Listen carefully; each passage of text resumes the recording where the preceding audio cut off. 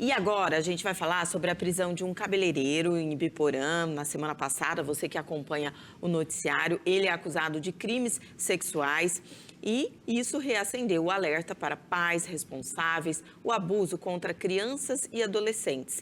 Inicialmente, 3 vítimas foram identificadas nesse caso, todas menores de 14 anos, na época dos fatos. As investigações apontam que os crimes ocorreram ao longo de vários anos, com início quando algumas vítimas tinham entre 8 e 9 anos de idade. Depois da prisão, outras vítimas apareceram, agora um total de 9 vítimas que já procuraram a delegacia. Assunto delicado e que precisa ser tratado também do ponto de vista psicológico. Por isso que estamos recebendo aqui hoje a Alessandra Rocha, ela que é psicóloga, ela que atuou durante muitos anos no CREAS. Bom dia, Alessandra, bem-vinda, obrigada pela presença. Bom dia, é importante falar desse assunto, né? Que é só, infelizmente, mais um caso, né, Alessandra? Na sua trajetória aí, você sempre atendeu muitos casos e a gente percebe que o abusador, ele está próximo ou do convívio familiar ou da criança e adolescente, ele conquista essa criança e adolescente, no caso desse cabeleireiro, parece que era com bala, com docinhos. Isso é muito comum dentro do que você já atendeu? Sim, essa é uma grande realidade. E é interessante porque, às vezes, quando os pais vão orientar os filhos com relação a cuidados que devem ter, questão de segurança mesmo, contra, né, situações de abuso sexual, alguns pais, eles tendem a falar, tomem cuidado com estranhos, né? Não aceitem doces de estranhos, né? Quando, na verdade, quando a gente pensa na questão da violência sexual, existem muitos casos de violência intrafamiliar, ou seja, né, de casos que acontecem no âmbito familiar, pai, padrastos, avós, tios, e também com pessoas próximas, como você disse, pessoas que estabelecem uma relação de confiança com a criança e com a família. Daí pode ser o vizinho, pode ser o cabeleireiro, pode ser o professor do futebol, enfim, pessoas que têm um certo acesso com a criança e, mais do que isso, uma relação de confiança. E por isso que é tão delicado identificar situações, né? Porque normalmente são pessoas que todas as pessoas acham que são pessoas confiáveis, vamos pensar assim, quando na verdade não são.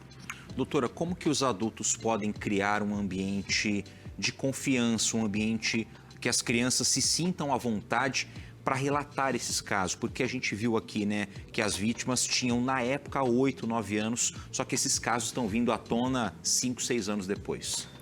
Eu acho que antes de pensar na relação de confiança, que é fundamental, é importante a criança ser orientada com relação a essas situações.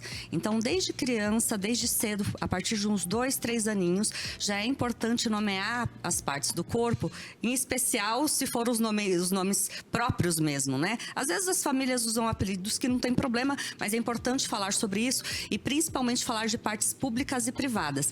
Tocar nesses assuntos em casa desde cedo é importante para que futuramente, se eventualmente uma situação como essa acontecer, a criança consiga falar sobre isso em casa, porque, afinal de contas, isso já foi falado em outro momento. Então, e normalmente, quando se fala sobre isso, os pais devem falar. Qualquer coisa que aconteça, você precisa contar para o papai e para a mamãe. Enfim, esse tipo de orientação é importante.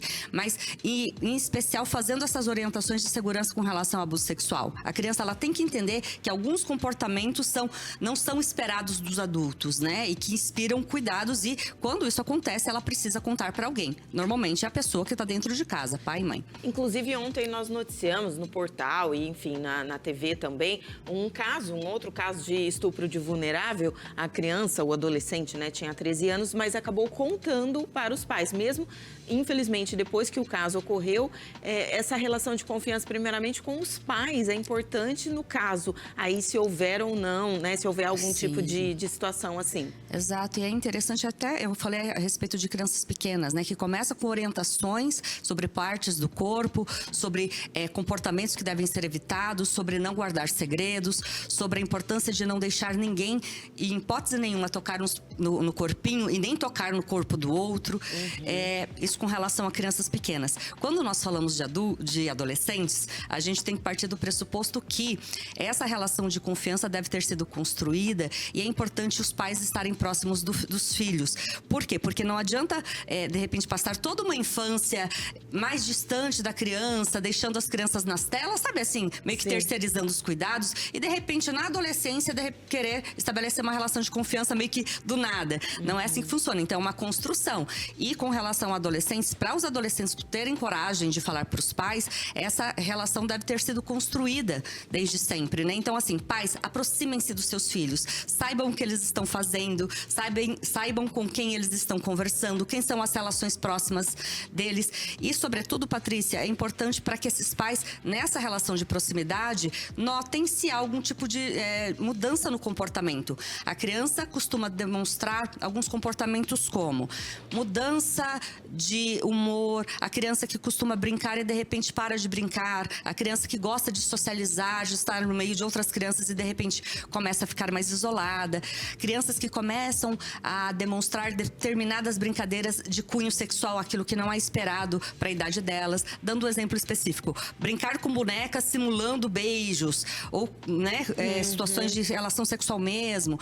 E uma certa dificuldade com relação à escola, crianças que começam, pequenas, né? Que começam a ter pesadelos ou dificuldades de dormir. Ponto. Isso, eu estou falando com relação a crianças. Quando a gente fala de adolescentes, eles demonstram outros comportamentos, como isolamento social também, uma mudança brusca de humor, de repente aparecem muito mal-humorados, né? Ainda que isso seja típico da adolescência, mas a questão de autolesão, então essa coisa de querer aparentemente esconder coisas dos pais. Então, esses comportamentos, seja na criança, seja no adolescente, tem que despertar nos pais algum tipo de alerta e, a partir dessas percepções, aproximar-se dessa criança ou adolescente e iniciar uma conversa para entender o que está acontecendo. É importantíssima essa aproximação. E como que o acompanhamento psicológico vai se inserindo dentro disso? É importante o atendimento psicológico porque algumas famílias, elas infelizmente pensam assim, quando essa situação acontece, eles pensam, mas a criança vai esquecer, com o passar do tempo, ele não vai lembrar mais dessa situação. E eu digo categoricamente, uma pessoa que tem 20 anos de experiência, né, especificamente nessa área, o que eu posso afirmar, crianças não esquecem. Podem passar 50 anos, né? Existem muitos adultos que vão para a terapia, depois de adultos, e em algum momento da terapia falam que foram vítimas de violência, às vezes pela primeira vez na vida, e de uma situação que aconteceu há 50 anos atrás. Então, assim, essas situações não são esquecidas. A terapia é um espaço justamente para que a criança, adolescente ou adulto, né, também se sinta confortável para falar dessas situações. É quase como uma panela de pressão que está cheia de ar e que a gente precisa levantar a válvula para aquele ar sair, para aquela pressão que existe dentro sair. Então, é um espaço de confiança, um espaço onde as pessoas podem falar de sentimentos, de raiva, de tristeza, enfim, de tudo que eles falam, para que, de repente, essas situações elas sejam elaboradas. É isso que a gente busca na terapia. Inclusive, Alessandra, você tem esse livro aqui que eu vou pedir para o André mostrar no close.